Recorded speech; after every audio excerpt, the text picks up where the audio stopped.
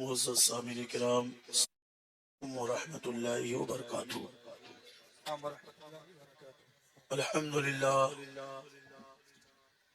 للہ الذی فضل سیدنا و مولانا محمدا علی العالمین جميعا وأقامه يوم القيامة للمذنبين المتلوثين الخطائين الهالكين شفيعا،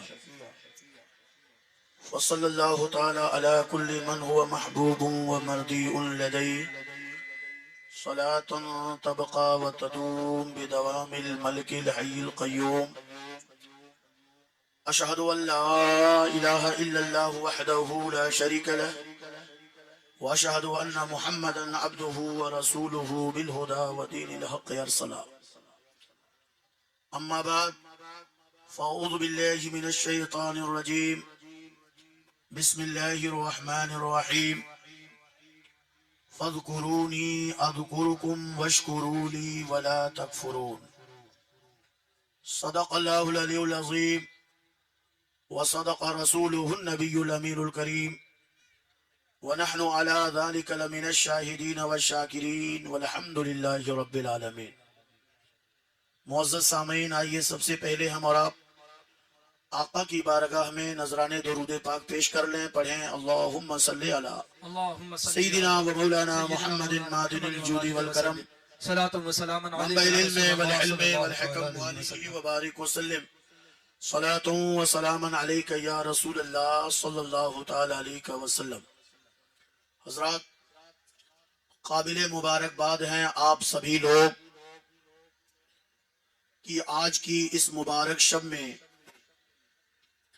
اللہ اور اللہ کے محبوبوں کا ذکر کرنے کے لیے یہاں حاضر ہوئے ہیں. آپ اچھی طرح جانتے ہیں کہ اس جلسے کا انعقاد محترم بھائی شان علی اور ان کے ہمنوا اعزاء اقربا اور برادران کی طرف سے اور آپ سب لوگوں کی محبت اور خلوص کے نتیجے میں ہوا ہے. اس لیے اس قصبے کا ہر فرد، ہر سنی مسلمان اس فیضان میں برابر کا شریک ہے. بالخصوص بانی جلسہ اور تمام منتظمین جلسہ فیضان غوثیت میں برابر کے حصے دار ہیں.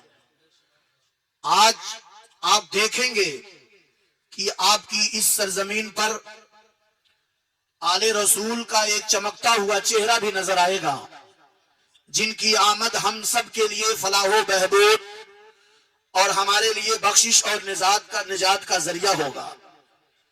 میری مراد گلے گلزار اشرفیت، اولاد رسول، چمن زہرا کے پھول، حضرت علامہ و مولانا بالفضل اولانا سید شاہ محمد جامی اشرف صاحب قبلہ مدد اللہ نورانی ہیں. حضرت تشریف لا چکے ہیں اور بہت جلد ہی آپ حضرات کے سامنے حضرت تشریف فرما ہوں گے. بڑی لمبی لسٹ ہے، شعراء بھی کثیر ہیں، تقریریں بھی 3 آپ کو سماعت کرنی ہے. اس لیے تھوڑا دل جمعی کے ساتھ آپ بیٹھیں اور اپنی بیداری کا ثبوت بھی فراہم کرتے رہیں. اللہ عز و جل کا فرمان ہے فَاذْكُرُونِي أَذْكُرْكُمْ وَاشْكُرُوا لِي وَلَا تَكْفُرُونَ. اے میرے بندو، تم مجھے یاد کرو، میں تمہیں یاد کروں گا. تم میرا ذکر کرو، میں تمہارا ذکر کروں گا. تم میرا ذکر دنیا والوں کے درمیان کرو گے، میں تمہارا ذکر عرش والوں کے درمیان کروں گا. تم میرا ذکر انسانوں کے درمیان کرو گے، میں تمہارا ذکر اپنے ملائکہ اور فرشتوں کے جلووں میں کروں گا. اللہ عز و جل فرما رہا ہے وَاشْكُرُوا لِي، میرا شکر ادا کرو، وَلَا تَكْفُرُونَ، اور ناشکری مت کرو، نافرمانی مت کرو. حضرات، آپ اچھی طرح جانتے ہیں کہ یہ انسان پردے عدم سے پردے وجود کی طرف آیا ہے. میرے رب کا فرمان ہے کنتم امواتا فاحیاکم ثم یمیتکم ثم یحییکم ثم الیہ ترجعون، اے میرے بندو تم دراصل مردہ تھے، میں نے تمہیں زندگی عطا فرمائی، پھر میں تمہیں مار ڈالوں گا، پھر میں تمہیں زندگی دوں گا، پھر تم میری بارگاہ میں لوٹ کر آ جاؤ گے۔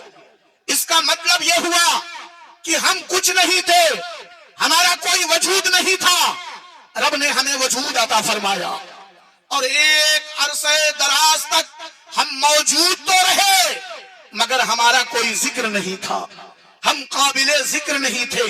حضرت آدم کی پشت اور ان کی پیٹھ میں رہے، عالم ارواح میں رہے، روحوں کی دنیا میں ہماری زندگی گزرتی رہی، اس وقت بھی ہم موجود تھے مگر مذکور نہیں تھے، ہم قابل ذکر نہیں تھے، نہ کوئی ہمیں باپ کہہ کر پکارتا، نہ کوئی بیٹا کہہ کر پکارتا، نہ کوئی بھائی کہہ کر پکارتا۔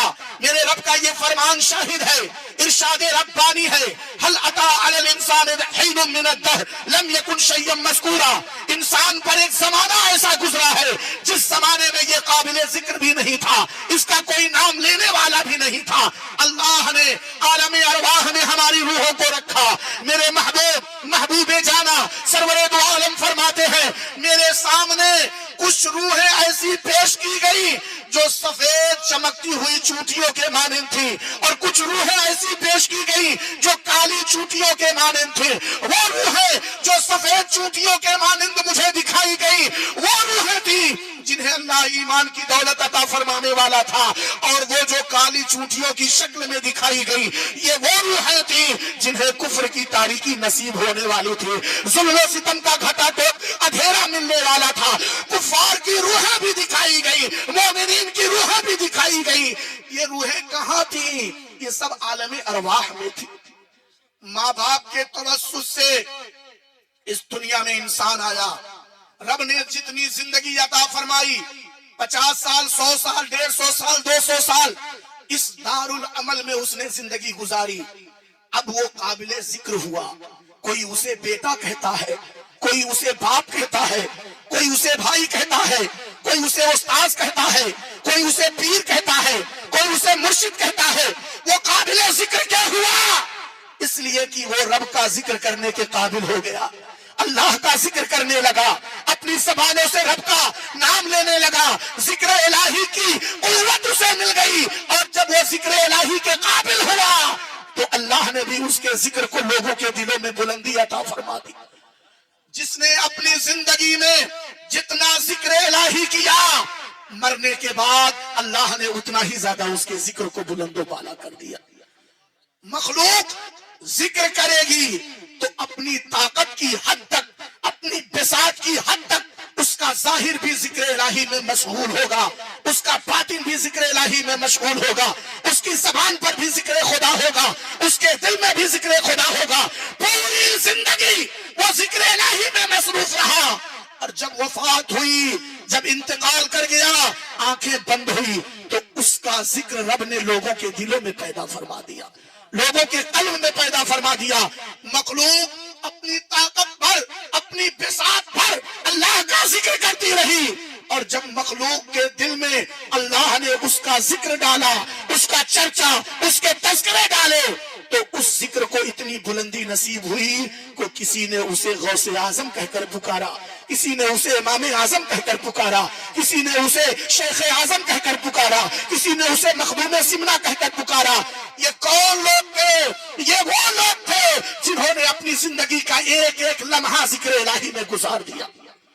اور جب بندہ ذکر الہی میں اپنی زندگی گزارتا ہے تو جب دارالجزا کا آغاز ہوتا ہے، دارالعمل کے بعد دارالجزا کی شروعات ہوتی ہے، تو رب تعالی بھی اس کے ذکر کے اعتبار سے اس کے مرتبوں کو بلندی عطا فرماتا ہے، مقام کی بلندی عطا فرماتا ہے، اور رب فرماتا ہے تم میرا ذکر کرو گے میں تمہارا ذکر کروں گا، تم اس دنیا میں میرا ذکر کرو گے، دارالعمل میں میرا ذکر کرو گے، میں دارالجزا میں تمہیں جزا عطا فرما دوں گا اور تیرے ذکر کی بلندی عطا فرما دوں گا۔ اور یہ تو امت محمدیہ کا انعام ہے۔ خود رسول اکرم صلی اللہ علیہ وسلم کے بارے میں رب نے فرمایا وَرَفَعْنَا لَكَ ذِكْرَكَ، اے محبوب ہم نے آپ کے ذکر کو بہت بلند و بالا کر دیا. کیوں؟ اس لیے کہ نبی سب سے زیادہ رب کا ذکر کرنے والے ہیں.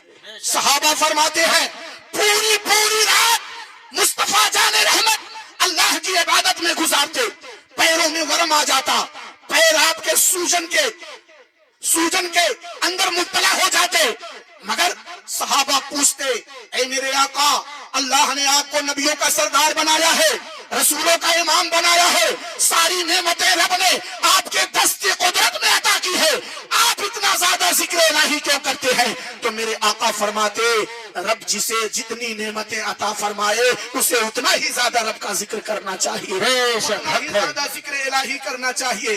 آپ اندازہ لگائیں عام لوگوں کو رب نے ذکر کے بدلے ذکر کا انعام عطا فرما دیا، اور رسول گرامی باوقار کو رب نے ذکر کے بدلے بلندی ذکر کا انعام عطا فرمایا. وَرَفَعْنَا لَكَ ذِكْرَكَ فرما دیا.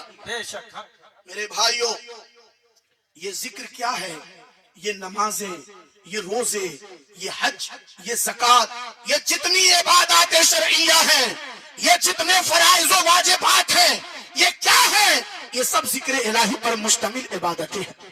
اور رب فرماتا ہے وَاشْكُرُونِي، میرا شکر ادا کرو، وَلَا تَكْفُرُونَ، اور ناشکری مت کرو، نافرمان مت ہو جانا. اب ذرا غور کریں اللہ کا شکر ادا کرنے کا کیا طریقہ ہوگا، اللہ کا شکر ہم کیسے ادا کریں. یہ محفل جو منعقد ہوئی ہے بابو شان علی کی طرف سے، یہ دراصل اللہ کا شکرانہ ہے، اللہ کا تشکر ہے، اللہ کی بارگاہ میں شکر ادا کرنے کا ایک طریقہ ہے کہ تمام قصبے کے مسلمانوں کو انہوں نے جمع کر لیا تاکہ سب کی زبان پر اللہ وحدہ لا شریک کا نام آ جائے، ذکر الہی بھی ہو جائے، شکر الہی بھی ہو جائے. شکر ادا کرنے کا طریقہ کیا ہوگا؟ حضرت شیخ سعدی شیرازی رحمت اللہ تعالی علیہ سے کسی نے پوچھا شیخ صاحب کیا حال ہے؟ حضرت شیخ سعدی شیرازی فرماتے ہیں کیا حال پوچھتے ہو، اللہ کا رزق کھا کھا کر دانت ٹوٹ گئے مگر زبان کو شکر ادا کرنے کا ڈھنگ نہیں آیا، زبان شکر الہی سے تر نہ ہوئی، زبان کو اللہ کی حمد بجا لانے کا طریقہ نہیں آیا. میں یہ باتیں کیوں کہہ رہا ہوں؟ اس لیے کہہ رہا ہوں کہ آج سے 50 سال پہلے، 100 سال پہلے ہمارے باپ دادا اور دادا گرمیوں کا زمانہ پیڑ کے نیچے بیٹھ کر گزار لیا کرتے تھے. ان کے پاس مکانات نہ تھے، چھتیں نہ تھی، ان کے پاس کوٹھیاں اور محلات نہیں تھے، درختوں کے سائے میں بیٹھ کر جون جولائی کی گرمیاں گزارتے. لباس ان کے پاس اتنا بھی نہ تھا کہ وہ مہمانی میں اپنا لباس پہن کر جاتے، غیروں سے لباس لے کر وہ اپنی مہمانیاں پوری کیا کرتے، مگر ان کی زبانوں پر اللہ کا شکر تھا. ان سے پوچھو کیا حال ہے تو وہ کہتے اللہ کا شکر ہے، اللہ کا احسان ہے، اس کا فضل و کرم ہے، الحمدللہ. اس کی زبان بولتی تھی. اور جب بندہ مصیبت میں ہو، باپ کا جنازہ کندھے پر پڑا ہو، بیٹے کا لاشا بازو پر پڑا ہو، اس وقت اگر اس کی زبان پر الحمدللہ جاری ہو جائے، اللہ کا شکر ادا کرے، تو میرا رب فرماتا ہے اے فرشتوں جاؤ اس کی زندگی میں آنے والی تمام مصیبتوں کو دفع کر دو، کیونکہ کڑاکے کی مصیبت میں بھی جب یہ میرا شکر ادا کر رہا ہے تو میری رحمت کو گوارا نہیں کہ اسے آزمائشوں میں مبتلا کیا جائے. نعرہ تکبیر، نعرہ رسالت، مسلک اعلی حضرت علماء اہل سنت، نعرہ تکبیر، نعرہ رسالت. ہمیں اور آپ کو اللہ کا شکر ادا کرنے کی عادت ڈالنی ہے. حضرت شیخ سعدی شیرازی رحمت اللہ علیہ فرماتے ہیں اے مومنو، اللہ کی ہر نعمت پر ایک بار شکر ادا کرنا واجب ہے، اور تم ہر سیکنڈ میں اللہ کی 2 نعمتیں پا رہے ہو. ایک سانس اندر جا رہی ہے، ایک سانس باہر آ رہی ہے، ایک سیکنڈ میں اللہ کی 2 نعمتیں مل رہی ہیں. بتا تو نے ان نعمتوں کا شکریہ کب ادا کیا جو سانسیں تجھے عطا کی؟ اور اس کے بعد اگر تو جنگل میں چلا جائے، دن و رات اللہ کی عبادت میں مصروف رہے، ہر لمحہ تیرا شکر الہی میں گزرے، تب بھی تیری پرانی سانسیں قرض ہیں تمہارے ذمے، पुरानी सांसों का कर्जा कब उतारेगा, और अगर सारी सांसों का शुक्राना अदा कर भी दे तो और नेमतें रब ने जो तुम्हें अता फरमाई हैं उन नेमतों का शुक्र कैसे अदा। चुनांचे सैयदुल असफिया सैयदुल सूफिया हजरत इमाम गजाली रहमतुल्लाह ताला अलैह अल्लाह अज़्ज़ा वजल के बड़े मुकर्रब और सालेह बंदे हैं। हजरत इमाम गजाली रहमतुल्लाह ताला अलैह की बारगाह में एक नौजवान हाजिर हुआ जो वक्त का बहुत बड़ा पापी, वक्त का बहुत बड़ा गुनाहगार और गुनाहों के दलदल में डूबा हुआ था। नारे तकबीर, नारे रिसालत, नारे रिसालत, उलमाए अहले सुन्नत हजरत अल्लामा मौलाना कासिमुल कादरी साहब किबला, हजरत अल्लामा मौलाना कासिमुल कादरी साहब किबला, नारे तकबीर, नारे रिसालत। आप हजरात तशरीफ रखिए, इकट्ठा होकर के आप हजरात बैठ जाएं, थोड़ा और आगे आ जाएं, और आ जाएं आगे, ये जगह जगह खाली, करीब आ जाएं, आ जाए। आप तशरीफ ला चुके हैं,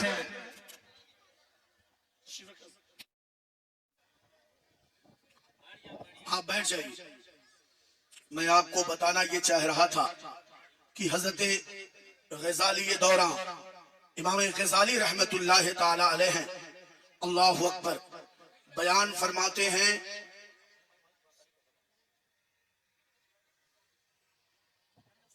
थोड़ा सा और किनारे हो जाइए, किताब भी ऊपर ही उठानी पड़ेगी, थोड़ा दूर रख दे किताब को या तो। हजरत इमाम गजाली रहमतुल्लाह ताला अलैह फरमाते हैं कि एक नौजवान हजरत मूसा अला नबीना अलैहिस्सलातु व तस्लीम के जमाने में था, जिसे अल्लाह ने बेशुमार नेमतों से नवाजा था। मालो दौलत की इस कदर कसरत थी कि खुद्दाम, गुलाम, नौकर चाकर, बाग बगीचे और हर तरह की आसाइशें उसे हासिल थी।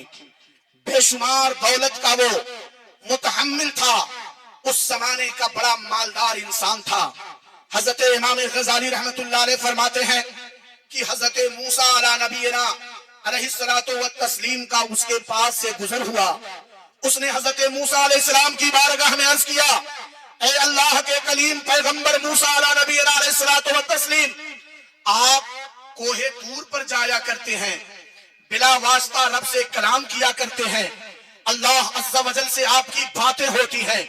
मेरा एक अरीज़ा है, बारगाहे रब ताला में उसे पेश फरमा दे। हजरत मूसा अला नबीना अलैहिस्सलातु व तस्लीम फरमाते हैं, बोलो क्या कह रहे हो। उस मालदार ने हजरत मूसा अलैहिस्सलाम से अर्ज किया कि अल्लाह अज़्ज़ा वजल ने मुझे इतनी ज्यादा दौलत अता फरमाई है, इतना मालो मनाल अता फरमाया है कि वो दौलत मेरे काबू से बाहर हो गई है। मैं उस दौलत को संभाल नहीं पा रहा हूँ। खुद्दाम और नौकरों की कसरत है, मालो मनाल की बहुतात है, खजाने पर मेरा कब्जा है, मैं अपने माल का मुहासबा नहीं कर पा रहा हूँ। ऐ मूसा कलीम, मेरी एक गुजारिश है, जब रब से आपकी बात हो तो आप रब के हुजूर ये अरीज़ा पेश कर दें कि ए मौला, अब मेरे हिस्से का रिस्क गुरबा को अता कर दे, मगर मुझे रिस्क देना बंद कर दे, मुझे दौलत देना बंद कर दे, मजीद नेमतें देना बंद कर दे, खजाने से मुझे मालो दौलत की ये कसरत देना बंद कर दे, और जो जरूरतमंद दुनिया में है उन्हें अता फरमा दे। हजरत मूसा अलैहिस्सलाम फरमाते हैं, ठीक है, मैं तेरा ये अरीज़ा रब के हुजूर पेश कर दूंगा। आगे बढ़े, देखा एक गरीब है, मुफलिस है, नादार है, वक्त का मारा हुआ बेसहारा इंसान है, एक रेत के तोड़े पर बैठा हुआ है, उसके जिस्म पर एक सूत का कपड़ा भी नहीं है, उसके ऊपर कंबल का एक टुकड़ा भी नहीं है, न मकान है, न रहने की कोई छत है, न खाने को कोई लुकमा है, न किसी तरह की कोई आशाइश है। वो निहायत मफलूकुल हाल रेत के तोड़े पर बैठा हुआ और बालू समेट समेट कर अपने सत्र को ढक रहा है, अपने शर्मगाह को ढक रहा है, अपनी कमर तक बालू को समेट कर अपनी शर्मगाह को ढके हुए है, ताकि मेरी इज्जत खाक में न मिल जाए, लोग मेरी इज्जत को देखकर पामाली न करने लगे। अल्लाह अकबर। उसकी ये बेकसी हजरत मूसा अला नबीना अलैहिस्सलातु व तस्लीम ने देखी, फरमाया क्या बात है, तू कुछ कहना चाहता है। उसने कहा, मैं कहना ये चाहता हूँ कि आप रब के हुजूर जब जाएं, मेरी तरफ से अल्लाह अज़्ज़ा वजल की बारगाह में یہ عریضہ پیش کر دے کہ اے مولا جس طرح دنیا والوں کو تو دولت عطا کر رہا ہے مجھے بھی دولت عطا کر دے تاکہ میں بھی عیش و عشرت کی زندگی گزاروں, میں بھی دادے عیش و عشرت دے سکوں. حضرت موسیٰ نے کہا ٹھیک ہے میں تیرا عریضہ پیش کر دوں گا. آپ کوہ طور پر تشریف لے گئے, رب سے ہم کلام ہوئے, واپسی ہوئی, اس مالدار کے پاس آئے, فرمایا سن میں نے تیرا عریضہ رب کے حضور پیش کر دیا ہے. کیا جواب آیا؟ حضرت موسیٰ علیہ السلام فرماتے ہیں میرا رب فرما رہا ہے کہ میرے بندے سے موسیٰ کہہ دینا کہ جس دن وہ میرا شکر ادا کرنا بند کر دے گا میں اسے نعمتیں عطا کرنا بند کر دوں گا, میں خزانے عطا کرنا بند کر دوں گا, میں دولت عطا کرنا بند کر دوں گا. وہ بالکل متعجب ہوا, حیرت و استعجاب کے سمندر میں ڈوب کر کہتا ہے اے موسیٰ کلیم خدا کی قسم اللہ کا شکر تو وہ نعمت ہے, وہ لطف والی چیز ہے جسے میں چھوڑ نہیں سکتا. یہی تو میرا مشغلہ ہے, یہی تو میری عبادت ہے, یہی تو میری معراج ہے. میں اللہ کا شکر ادا کرنے کیسے چھوڑ سکتا ہوں؟ اللہ عز و جل مجھے جتنا دے گا میں اسے لے لوں گا اور غریبوں میں خیرات کر دوں گا, صدقہ کر دوں گا, مگر شکر الہی کرنا بند نہ کروں گا. الحمدللہ کی بولی میری زبان سے متروک نہ ہوگی. اللہ اکبر. حضرت موسیٰ آگے بڑھے, اس مخلوق الحال سے ملاقات کی, فرمایا میں نے تیرا عریضہ رب کے حضور پیش کر دیا. اس نے کہا میرے رب نے کیا جواب دیا, وہ میرا مولا کیا کہہ رہا ہے؟ حضرت موسیٰ فرماتے ہیں میرا رب کہہ رہا ہے کہ میرے اس بندے سے کہہ دینا کہ میرا شکر ادا کرنا شروع کر دے, میں اسے خزانے کا منہ اس کے لیے کھول دوں گا, اسے نعمتیں دینا شروع کر دوں گا. پہلے اپنی زبان کو میرے شکر سے تر تو کرے, الحمدللہ کی بولی تو بولے, وہ دیکھے میں کیسے دنیا اس کے قدموں میں لا کے ڈال دیتا ہوں. اللہ اکبر. وہ نوجوان کہتا ہے اے موسیٰ نہ مجھے چھت ہے, نہ میرے پاس مکان ہے, نہ کھانے کو لقمہ ہے, نہ رہنے کو کوئی جگہ ہے, نہ ٹھکانہ ہے, نہ جسم پر لباس ہے, آخر کس نعمت کا شکریہ ادا کروں؟ کوئی نعمت تو مجھے حاصل نہیں ہے, تو کس بات پر میں رب کا شکر ادا کروں؟ اتنا کہنا تھا. حضرت امام غزالی فرماتے ہیں ہوا کا ایک جھونکا آیا اور جس ریت سے اس نے اپنی سطر کو ڈھکا ہوا تھا اس ریت کو اڑا لے گیا, اس بالو کو اڑا لے گیا, وہ ننگا ہو گیا, ریت سے ڈھکا ہوا بدن اس کا اڑیا ہو گیا اور اس کے سطر کھل گئے.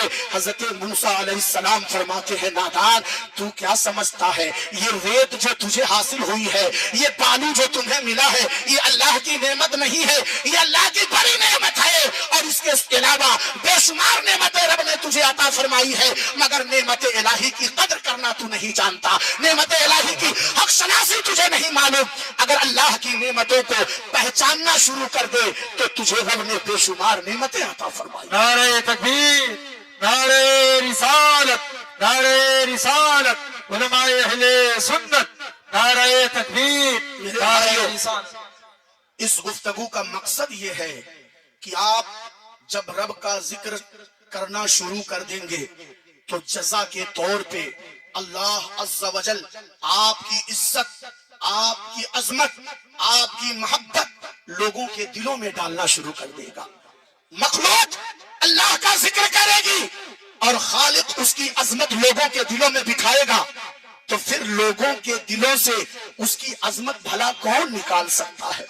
وہی نکال سکتا ہے جس کی طاقت اللہ عز و جل سے معاذ اللہ بڑھ جائے, اور اللہ عز و جل سے کسی کی طاقت و قوت بڑھ نہیں سکتی ہے. آج ہماری زبانوں پر شکر کے کلمات نہیں آتے, الحمدللہ کی بولیاں نہیں بولتے, ہمارے جیب میں جو اے ٹی ایم ہے اور ہمارے بینک میں جو خزانہ ہے, قسم خدا کی قارون کا خزانہ بھی اس کے سامنے شرماتا نظر آتا ہے. پہلے بادشاہوں اور شہنشاہوں کے یہاں گرم اور ٹھنڈا پانی ملا کر اسے معتدل کیا جاتا تھا, تب وہ اس سے غسل کرتے تھے. آج کون ہے جس کے گھر میں گیزر جیسی سہولت موجود نہیں ہے؟ پہلے بادشاہوں کے یہاں جو تخت اور کرسیاں لگائی جاتی تھی ان کے سامنے ہمارے صوفے اور ہمارے چیئر رکھ دیے جائیں تو انہیں شرم آنے لگے. کون سی دولت ہے جو رب نے ہمیں عطا نہیں فرمائی ہے؟ مگر ہم ہیں, اللہ کی نعمتوں کی قدر ہمیں نہیں آئی. مؤذن پکارتا رہتا ہے حی علی الصلاۃ, حی علی الفلاح, مگر ہم ہیں کہ نہ ہماری دکانوں کا شٹر بند ہوتا ہے, نہ ہمارا کام بند ہوتا ہے, نہ ہمارے کاروبار رکتا ہے, نہ ہمارے قدم رکتے ہیں, نہ ہمارا بزنس رکتا ہے, نہ ہماری تجارت رکتی ہے, نہ ہم اللہ کا ذکر کرنے کو تیار ہیں, نہ اللہ کا شکر کرنے کو تیار ہیں. میرے بھائیوں, بے نمازی بن کر زندگی گزار رہے ہو، رب کا رزق کھا رہے ہو۔ حضرت ابراہیم بن ادہم کی بارگاہ میں ایک پاپی جوان آیا، آ کر کہتا ہے اے ابراہیم بن ادہم، آپ اللہ کے بڑے مقرب بندے ہیں، مردہ دلوں کو زندگی عطا کرتے ہیں۔ میں اتنا بڑا پاپی ہوں کہ شیطان کے شکنجے میں جکڑا ہوا ہوں، گناہوں کی لت پڑی ہوئی ہے، مجھے کوئی نسخہ عطا فرما دے تاکہ میں گناہوں سے رک جاؤں۔ حضرت ابراہیم بن ادہم فرماتے ہیں تو گناہوں سے باز نہیں آتا، سن، جب تجھے گناہ کرنے کا ارادہ ہو، شیطان کے قابو میں تو آ جائے، کشا کشا گناہ کی طرف تیرے قدم بڑھنے لگے، تو اپنے دل میں یہ تہیہ کر لے، یہ عزم مسلم کر لے کہ آج کے دن اللہ کی نافرمانی کرنے جا رہا ہے، اس لیے اللہ کا دیا ہوا رزق تو نہیں کھائے گا، اللہ کا دیا ہوا لقمہ اپنے منہ میں نہیں ڈالے گا۔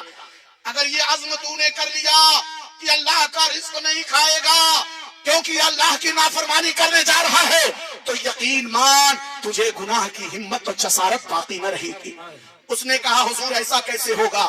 کھانا پینا تو تنفس نفس کے لیے اور نفسانی قوت کے لیے ضروری ہے، اس کے بغیر حیات باقی نہیں رہے گی، کوئی دوسرا نسخہ بتا دیا جائے۔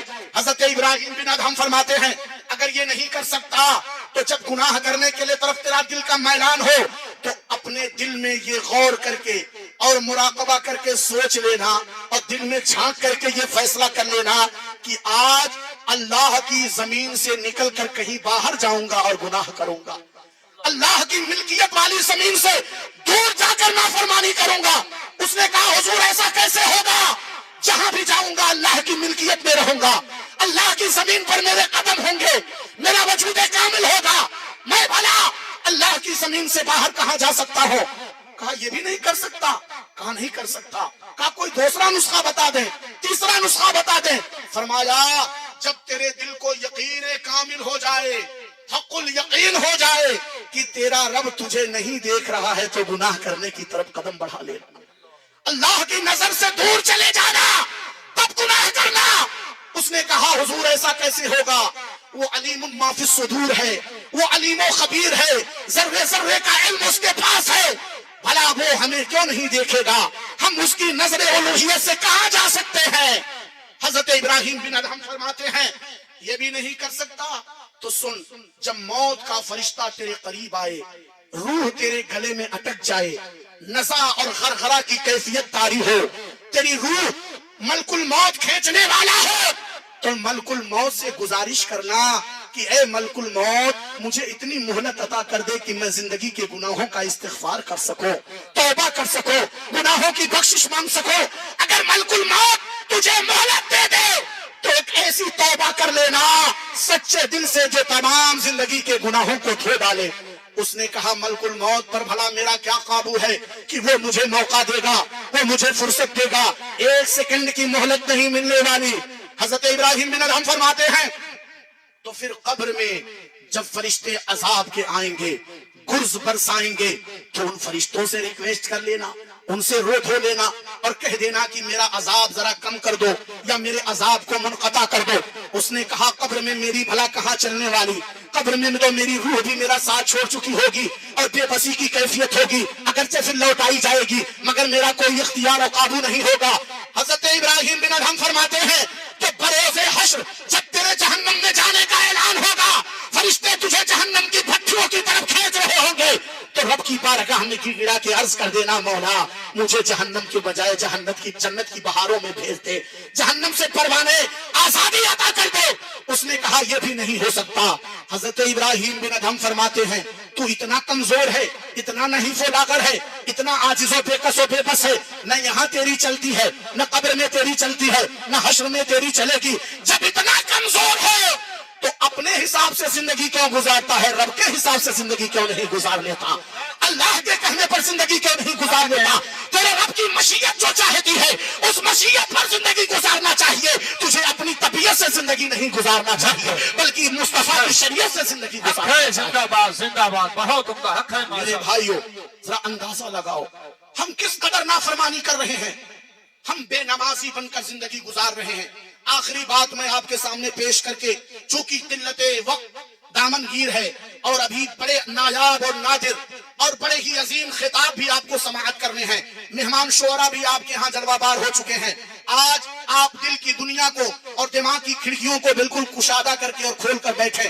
انشاءاللہ رب نے چاہا تو حضور سید جامی اشرف صاحب کے قدموں قدوم میمنت لزوم کے صدقے آپ کے مردہ دلوں کو سیرابی بھی حاصل ہوگی اور آپ کو رشد و ہدایت کا جام بھی چھلکتا ہوا دیا جائے گا. میرے بھائیوں، آخری بات میں عرض کروں، کنز العمال کی حدیث پاک ہے، میرے آقا فرماتے ہیں بے نمازی اللہ کا اتنا بڑا نافرمان بندہ ہے کہ بروز حشر جب وہ میدان محشر میں آئے گا تو اس کی پیشانی پر 3 سطریں لکھی ہوں گی. آقا فرماتے ہیں پہلی لائن میں لکھا ہوگا یہ وہ شخص ہے جس نے غضب الہی کو دعوت دی ہے، اللہ کے قہر اور غضب کو دعوت دی ہے. دوسری سطر میں لکھا ہوگا یہ وہ شخص ہے جس نے اللہ کا حق برباد کیا، اللہ کا حق ضائع کیا، نمازوں کو چھوڑتا رہا. اور تیسری سطر میں لکھا ہوگا یہی وہ شخص ہے جس پر رب تعالیٰ آج ذرہ برابر رحم و کرم نہیں فرمانے والا، فضل نہیں فرمانے والا.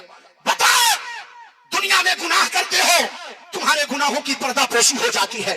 اگر تم وقت کے چودھری ہو، چیئرمین ہو، وقت کے بہت بڑے پاورفل اور بہت بڑے سورس والے ہو، تو لوگ تمہارے خلاف زبان کھولنے سے ڈرتے ہیں. اور اگر امام نے کوئی جرم کر دیا جو حقیقت میں جرم نہیں ہوتا، اس کی غلطی ہوتی ہے، وہ غلطی بھی نہیں ہوتی، وہ ایک چوک ہوتی ہے، وہ چوک بھی نہیں ہوتی، تمہاری غلط فہمی ہوتی ہے، مگر چائے خانوں پر بیٹھ کر چائے کی چسکیاں لے کر امام کی پگڑیاں اچھالتے ہوئے تمہارا منہ نہیں تھکتا، تمہاری زبانیں نہیں تھکتی، تمہارا دل نہیں تھکتا اپنے امام کے خلاف. ارے ان حافظوں کی قدر کرو، ان علماء کی قدر کرو. تمہارے 3 بیٹے ہیں، ایک کو ڈاکٹر بنا دیا، ایک کو IAS IPS کی تعلیم دلا دی. سب سے جینیس بیٹوں کو تم وقت کا سب سے بڑا ڈگری ہولڈر بنا رہے ہو. اور جو ذہنی اعتبار سے نکما ہے، جو ہر اعتبار سے کمزور ہے، لولا لنگڑا ہے، اپاہج ہے، اس کو تم نے حافظ صاحب کے حوالے کر دیا، حافظ غیاث الدین صاحب کی بارگاہ میں بھیج دیا، ان علماء کے ہاں بھیج دیا.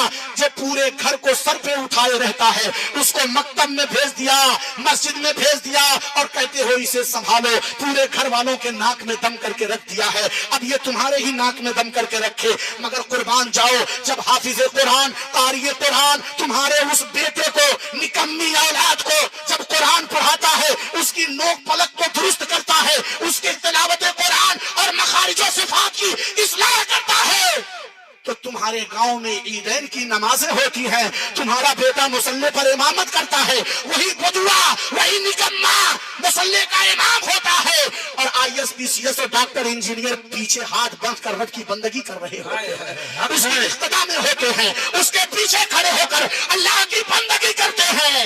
کون عزت دیتا ہے؟ عزت دینے والی ذات میرے رب کی ہے. بے شک حق ہے. میرے بھائیوں، بے نمازی ہو کر زندگی نہ گزارو. بے نمازی بہت بڑا مجرم ہے. جس غوث پاک کے نام سے آپ نے اس جلسے کو منسوب فرمایا ہے، حضرت غوث سمدانی فرماتے ہیں میں اس بات کو پسند نہیں کرتا کہ کسی بے نمازی کو مسلمانوں کے قبرستان میں دفن کیا جائے، کیونکہ بے نمازی اللہ کا نافرمان ہوتا ہے، اور نافرمان پر اللہ کا جو عذاب اترتا ہے اس عذاب سے مومن کی روحوں کو تکلیف پہنچتی ہے. مومنین مردے بھی اذیت پہنچا پاتے ہیں. رسول گرامی باوقار فرماتے ہیں بروز قیامت جو بے نمازی ہوگا وہ اللہ کا اتنا نافرمان اور ناشکرا بندہ ہوگا، ذکر الہی اور شکر الہی سے دور رہنے والا بندہ ہوگا کہ رب تعالیٰ ساری مخلوقات کو فرمائے گا سجدے میں چلے جاؤ. ساری مخلوقات الہیہ سجدوں کی جھومر نچھاور کرے گی، سب سجدے میں چلے جائیں گے سوائے بے نمازی کے.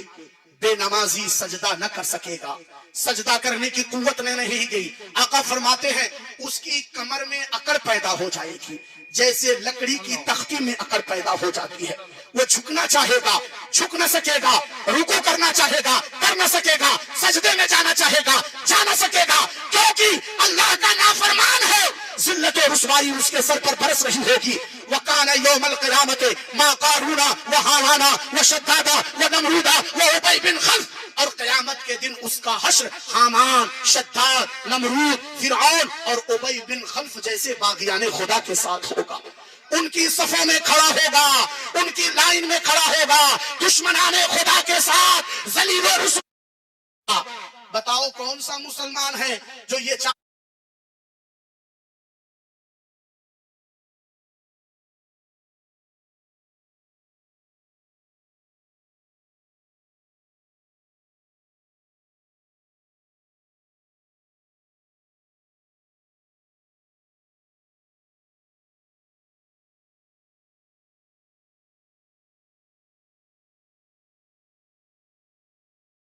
پر لازم ہے، اور یہ اسی وقت ہوگا جب ڈالو گے، اپنی مسجدوں کو آباد کرو گے، ہو جاؤ گے، اور جب یہ سجدے کی کیفیت تمہاری سمجھ میں آ جائے گی تو میرے آقا فرماتے ہیں بندہ جس وقت حالت سجدہ میں ہوتا ہے اس وقت رب کے قرب میں ہوتا ہے، وہ رب کا قریبی بندہ ہوتا ہے، اور یہی وہ صورت ہے جو سجدے کی شکل ہے میرے رب کو بہت پسند آتی ہے۔ آج ہم شیشے کے سامنے جاتے ہیں تو اکڑ کے کہتے ہیں ہمارے جیسا کوئی نہیں، میں تو بہت زیادہ ہینڈسم ہوں، بہت زیادہ خوبصورت ہوں۔ میرے آقا فرماتے ہیں سنو، مومن اس وقت خوبصورت ہوتا ہے جب رب کے لیے وہ سجدہ کرتا ہے، جب سجدے کی کیفیت میں ہوتا ہے تو اس کا حسن دنیا کے حسن سے بڑھتا نظر آتا ہے، اور میرے رب کا وعدہ ہے تم میری بارگاہ میں جھکو گے میں پوری دنیا کی حکومت تمہارے قدموں میں جھکا دوں گا، اور دنیا والوں کے سامنے جھکو گے تو ذلت و رسوائی تمہارا مقدر بنا دی جائے گی۔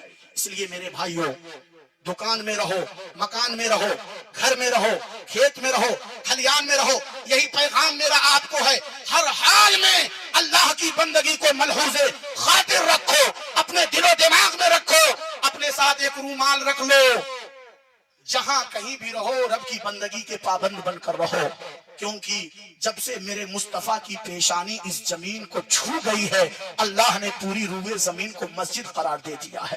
اب بندگان خدا جہاں چاہے بندگی کریں، اب بندگان خدا جہاں چاہے سجدہ کریں، کیونکہ مصطفیٰ کی پیشانی اس زمین کو ٹچ ہو گئی ہے۔ انہی باتوں کے ساتھ میں اپنے گفتگو کو ختم کرتا ہوں، یہ دعا کرتے ہوئے کہ آپ اللہ عز و جل کے نیک بندے بن کر زندگی گزاریں گے۔ رب کی یہ دعا ہے، رب کی بارگاہ میں یہ دعا ہے کہ مولا ہم سب کو اپنا ذاکر، اپنا شاکر بنا کر زندگی گزارنے کی توفیق عطا فرمائے۔ وما علینا الا البلاغ۔ السلام علیکم ورحمۃ اللہ وبرکاتہ۔